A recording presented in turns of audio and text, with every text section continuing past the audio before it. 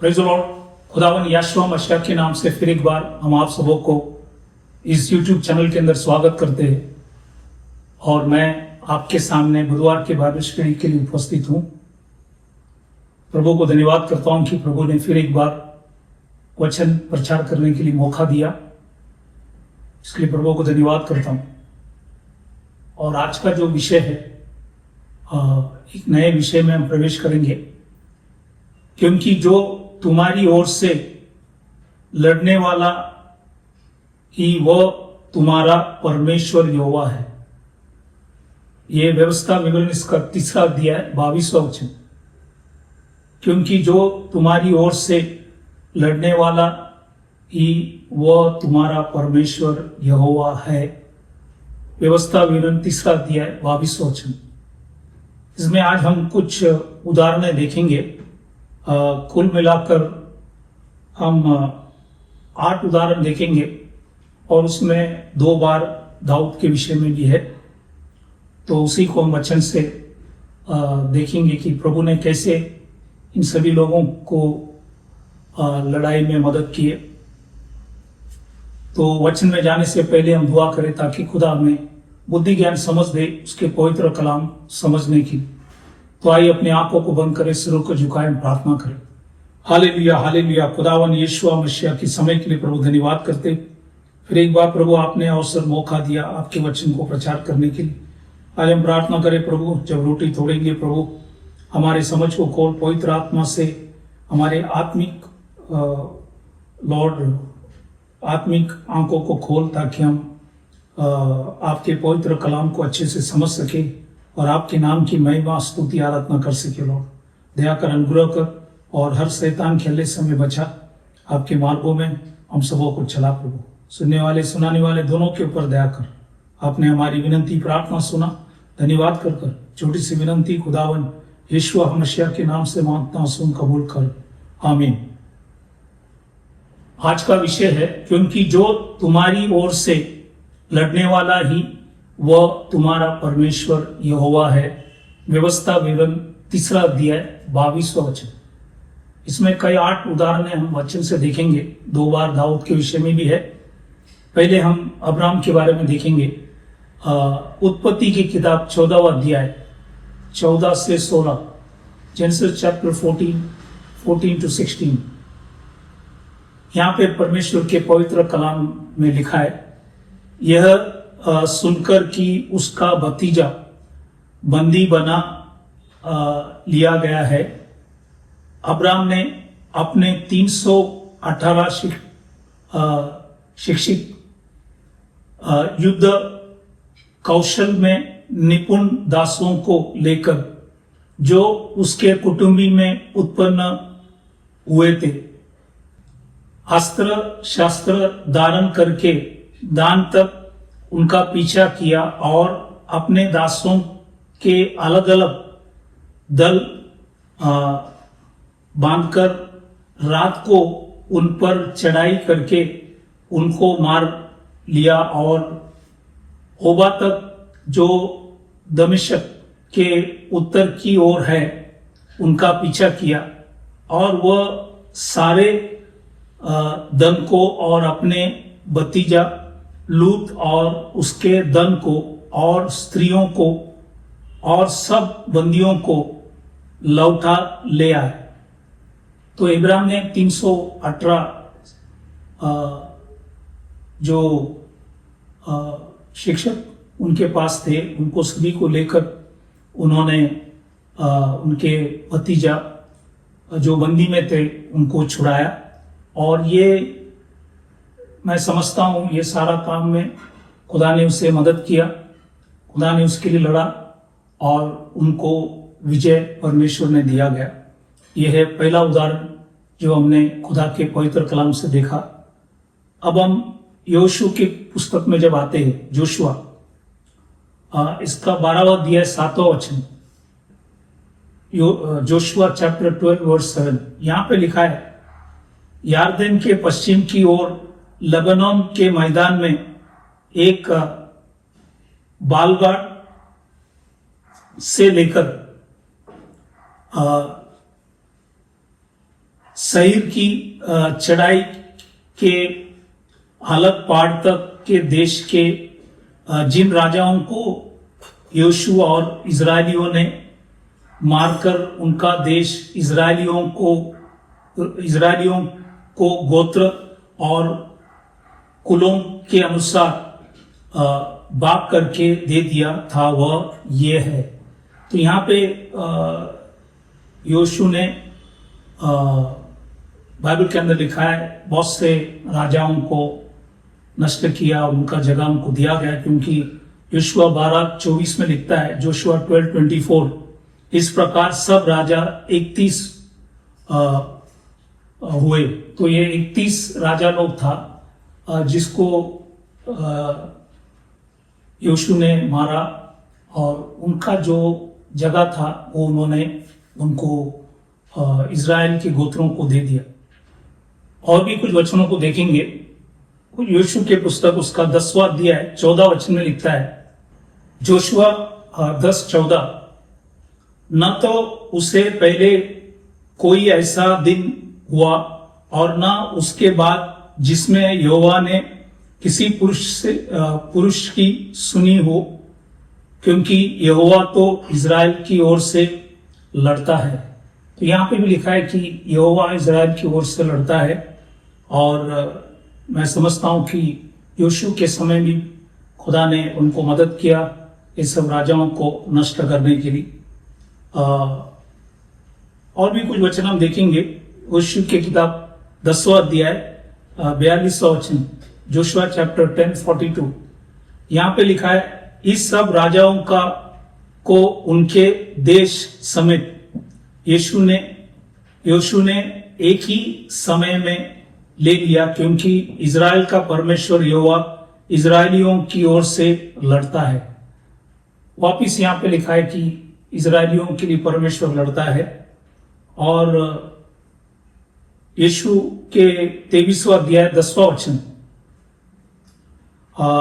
यहाँ पे लिखा है, तुम में से एक मनुष्य 1000 मनुष्य को भगाएगा, क्योंकि तुम्हारा परमेश्वर यहोवा अपने वचन के अनुसार तुम्हारी ओर से लड़ता है।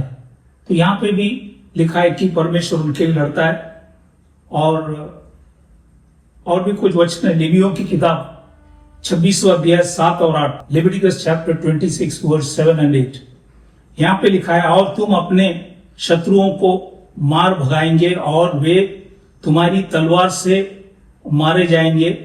तुम में से 5 मनुष्य 100 को और 100 मनुष्य 10,000 को खदेड़ेंगे और तुम्हारे शत्रु तलवार से तुम्हारे आगे आगे मारे जाएंगे।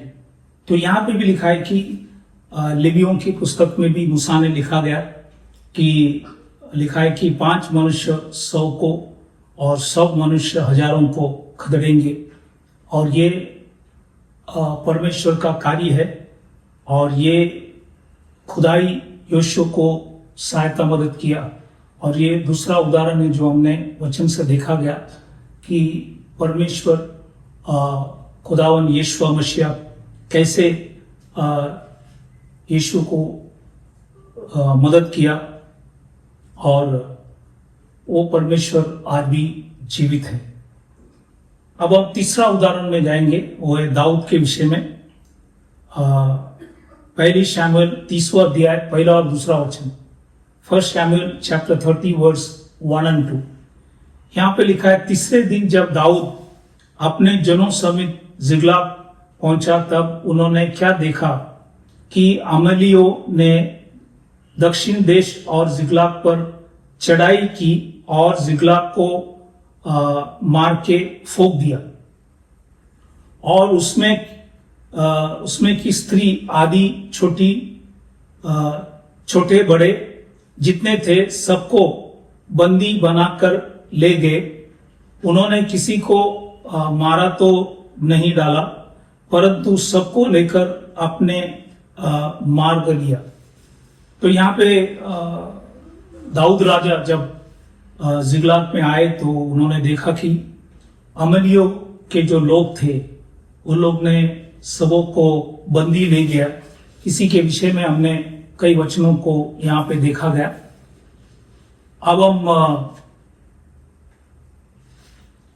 और भी कुछ वचनों को देखेंगे। पहला शमूएल 30वां अध्याय 10वां वचन, फर्स्ट शमूएल चैप्टर 30 वर्स 10। यहाँ पे लिखा है, दाऊद तो 400 पुरुष समेत पीछा किए चला गया, परंतु 200 जो ऐसे थक गए थे कि बासोर नाले के पार न जा सके, वही रहे। तो 200 लोग वही रहे, लेकिन 400 दाऊद के साथ लड़ने के लिए गए। और यहाँ पे पहली शमूएल 30:17 में भी लिखता है, फर्स्ट शमूएल चैप्टर 30 वर्स 17। इसलिए दाऊद उन्हें रात के पहले पैर से लेकर दूसरे दिन की सांझ तक मारता रहा, यहां तक कि 400 जवानों को छोड़ जो ऊंट पर चढ़कर भाग गए, उनमें से एक भी मनुष्य ना बचा। तो कोई बचा नहीं, सिर्फ वो 400 जो जवान थे जो ऊंट के ऊपर चले गए वो बच गए, बाकी सब मार डाला गया। वापिस पहले शमूएल 30वां अध्याय 18 वचन, फर्स्ट शमूएल चैप्टर 30 वर्स 18। यहाँ पे लिखा है, और जो कुछ हमले की ले गए थे वह सब दाऊद ने छुड़ाया, और दाऊद ने अपने दोनों स्त्रियों को भी छुड़ा लाया।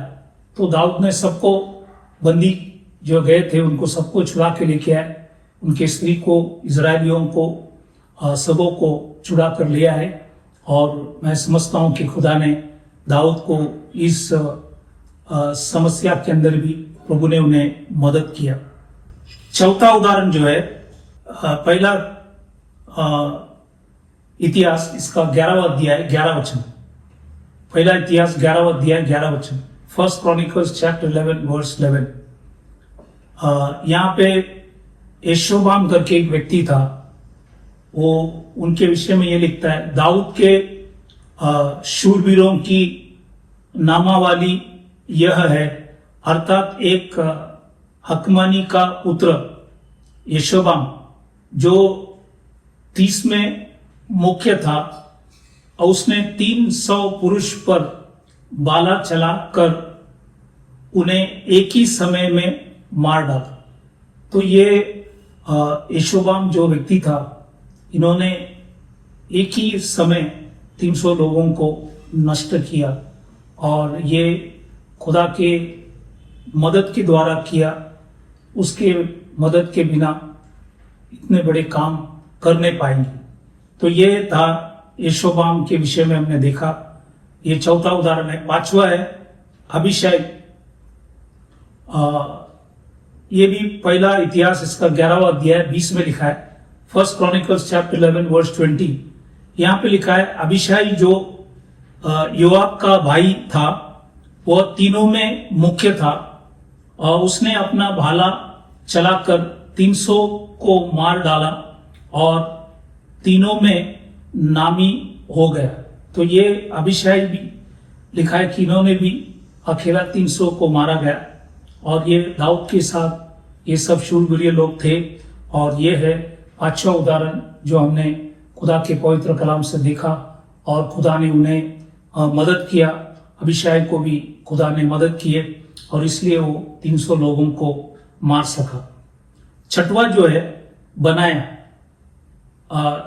छठवां उदाहरण है बनाए के विषय में। ये पहला इतिहास 11:22 से 24, फर्स्ट क्रॉनिकल्स चैप्टर 11 20 to 24। यहाँ पे लिखा है, यहोयादा का पुत्र बनाया था, जो कब्जिल के एक वीर का पुत्र था, जिसने बड़े बड़े काम किए थे। उसने सिंह समान 2 मोयाबी को मार डाला, और हिमरुतु में उसने एक गड्ढे में उतर के एक सिंह को मार डाला। इसने 2 मोयाबी लोगों को भी जो सिंह के समान थे उनको भी मारा। फिर उन्होंने खड्डे में जाकर एक सिंह को भी मारा। फिर उसने एक विशाल दिल डोल वाले अर्थात 5 हाथ लंबे मिस्री पुरुष को मार डाला। वह मिस्री हाथ में जुलाओं का देखा सा एक बाला लिए हुए था, परंतु बनिया एक लाठी ही लिए हुए उसके पास गया और मिस्री के हाथ से बाला को छीनकर उसी के बाले से उसे घात किया। ऐसा ऐसा काम करके यहोयादा का पुत्र बनाया उन तीनों वीरों में नामिन हो गया। तो ये भी बनाया भी नामचीन थे, अभिषाई थे और यशोबाम थे। ये सारे लोगों के विषय में भी हमने खुदा के पवित्र कलाम से देखा। अब हम 7वां उदाहरण में जाएंगे, वो फिर वापस दाऊद के विषय में है। 7वां उदाहरण ये पहले शमूएल 17वां अध्याय 4वां वचन, 1 शमूएल चैप्टर 17 वर्स 4। यहाँ पे लिखा था, फिलिस्तियों की छावनी में से गोलियत नामक एक वीर निकला जो गात नगर का था और उसकी लंबाई 6 हाथ 1 बीता थी। फिर लिखा है पहली शमूएल 17वां अध्याय 40 में, 1 शमूएल चैप्टर 17 वर्स 40 लिखा है कि तब उसने अपने लाठी हाथ में ली और नाले में से 5 चिकने पत्थर चाटकर अपनी चरवाई के थैली अर्थात अपने झोली में रखे और अपने गोफन हाथ में लेकर फिलिस्ती के निकट गया। और भी कुछ वचन लिखा है, पहली शमूएल 17वां अध्याय 47, 1 शमूएल चैप्टर 17 वर्स 47। यहाँ पे लिखा है कि और यह समस्त मंडली जान लेगी कि यहोवा तलवार या बाला के द्वारा जयवंत नहीं करता, इसलिए कि संग्राम तो यहोवा का है और वही तुम्हें हमारे हाथ में कर देगा। तो यहाँ पे लिखा है परमेश्वर तलवार बाला से नहीं, बाइबल के अंदर लिखा है ये जो बैटल है वो परमेश्वर की ओर से, लड़ाई परमेश्वर की ओर से, और प्रभु हर लड़ाई के अंदर इजरायलियों के लिए और उनके राजाओं के लिए जो विश्वास करते उनके लिए खुदा लड़ते हैं। और ये हमने यहाँ पे देखा। और भी कुछ वचन है, पहली शमूएल 17वां अध्याय 49, 1 शमूएल चैप्टर 17 वर्स 49। यहाँ पे लिखा है, फिर दाऊद ने अपने थैली में हाथ डालकर उसमें से एक पत्थर निकाला और उसे गोफन में रखकर फिलिस्ती के माथे पर ऐसा मारा कि पत्थर उसके माथे के भीतर घुस गया और वह भूमि पर मुंह के बल गिर पड़ा। तो यहाँ पे वो फिलिस्ती जो गोलियत थे और जो बहुत शूरवीर थे, लेकिन दाऊद ने एक पत्थर से उसको नष्ट किया। और पहली शमूएल 17वां अध्याय 50 में भी लिखा है, 1 शमूएल चैप्टर 17 वर्स 50 में लिखा है, यो दाऊद ने फिलिस्ती पर गोफन और एक ही पत्थर के द्वारा प्रबल होकर उसे मार डाला, परंतु दाऊद के हाथ में तलवार न थी। तो दाऊद के पास तलवार नहीं था, लेकिन बिना तलवार से एक पत्थर से उन्होंने फिलिस्ती को नष्ट किया। तो ये हमने दाऊद के विषय में देखा, दाऊद ने कैसे फिलिस्ती को नष्ट किया। ये हमने 7वां उदाहरण देखा। और अब हम 8वां उदाहरण में जाएंगे, वो नए करार में पौलुस के विषय में। और 2 तिमोथी 4 अध्याय 7वां वचन, 2 तिमोथी चैप्टर 4 वर्स 7। यहाँ पे लिखा है, मैं अच्छी कुश्ती लड़ चुका हूं, मैंने अपनी दौड़ पूरी कर लिया है, मैंने विश्वास की रखवाली की है। तो पौल अन्य जाति के बीच में काफी सेवा की है। रोमियो के मंडली को से लेकर थेसलोनिका मंडली, 7 मंडली के बीच में सेवकाई की है। और उन्होंने बहुत से तकलीफें, परेशानियां सेवकाई में आए, लेकिन प्रभु ने ये सारी चीजों से उनको बचाया, प्रभु ने उन्हें मदद किया। इसलिए 2 तिमोथी 4 अध्याय 17 वचन में लिखता है, 2 तिमोथी चैप्टर 4 वर्स 17, परंतु प्रभु मेरा सहायक रहा और मुझे सामर्थ्य दी ताकि मेरे द्वारा पूरा पूरा प्रचार हो और सब अन्य जाति सुन ले। मैं सिंहों के मुंह से छुड़ाया गया। तो प्रभु ने उसको सिंहों से भी बचाया, क्योंकि खुदा ने उसको सेवकाई के लिए बुलाए थे अन्य जातियों के बीच में, इसलिए सिंहों से भी प्रभु ने उनको बचाया। और भी एक वचन लिखा है 2 तिमोथी 4 अध्याय 18 वचन, 2 तिमोथी चैप्टर 4 वर्स 18, यहाँ पे लिखा है, और प्रभु मुझे हर एक बुरे काम से छुड़ाएगा और अपने स्वर्गीय राज्य में सुरक्षित पहुंचाएगा। उसी के महिमा युगानुयुग होती रहे, आमीन। तो यहाँ पे हमने आज 8 उदाहरणों को देखा कि प्रभु कैसे इजरायलियों के लिए प्रभु लड़ता है। हमने पहले इब्राहिम के विषय में देखा, यीशु के विषय में देखा, दाऊद के विषय में देखा और यशोबाम के विषय में अभिषाई बनाया, और दाऊद के विषय में और नए करार के अंदर पौल के विषय में भी, पौलुस के विषय में भी हमने देखा। इन सभी लोगों को खुदा ने मदद किया और प्रभु ने उनको उनके लड़ाई के अंदर प्रभु ने मदद किया। और प्रभु ने जैसे वचन में लिखा है, वो तलवार और भाला से नहीं, लेकिन बाइबल के अंदर लिखा है लड़ाई परमेश्वर का है, और खुदा ने ये सभी लोगों के जीवन के अंदर लड़ा। और आज भी प्रभु जो इजराइल देश वो 1948 में आज़ादी पाए, उस देश को आज तक प्रभु ने संभाला, उनके लिए लड़ा। आप सुन रहे हो, देख रहे हो कि कैसे प्रभु ने उनको सारा दुश्मन से बचाए। और हमने देखा कि हमास से बचाया और हिजबुल्लाह से बचाए, हुती से बचाए, और ये सभी लोगों से खुदा ने आज भी उनको बचा रहे।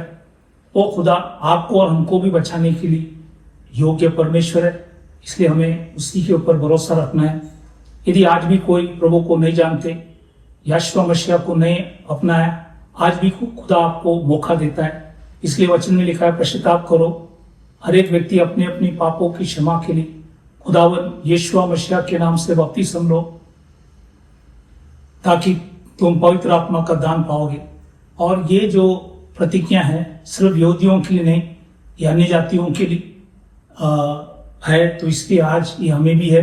इसलिए आज प्रभु फिर एक बार सुनने वाले सबों को मौका देता है कि हम सच्चा खुदा को जाने, माने और उसके मार्गों में चले, क्योंकि वो वापस आने वाला है, ये वचन के अंदर लिखा गया। तो इस वचनों से प्रभु आप सबों को आशीष करे। हम विदा होने से पहले हम दुआ करें ताकि खुदा जो भी लोग बीमार, तकलीफ, परेशानी है, उनको प्रभु चंगाई देने के लिए हम मिलकर प्रार्थना करेंगे। तो आइए अपने आंखों को बंद कर सिरों को झुकाए हम प्रार्थना करें। Hallelujah, hallelujah. खुदावन यीशु मसीह के समय के लिए प्रभु धन्यवाद करते, दिया हुआ वचन के लिए धन्यवाद करते, समझा हुआ वचन के लिए प्रभु धन्यवाद करते।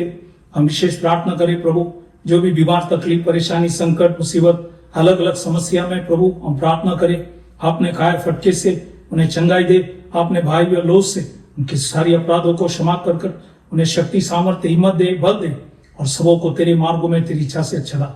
आपने हमारी विनती, प्रार्थना सुना, धन्यवाद कर छोटी सी विनती खुदावन यीशु मसीह के नाम से मांगता, सुन कबूल कर, आमीन। फिर एक बार हम आप सबों को धन्यवाद करना चाहता हूं कि आप परमेश्वर के पवित्र कलाम सुन रहे। प्रभु आप सबों को आशीष करे। Thank you, praise the Lord.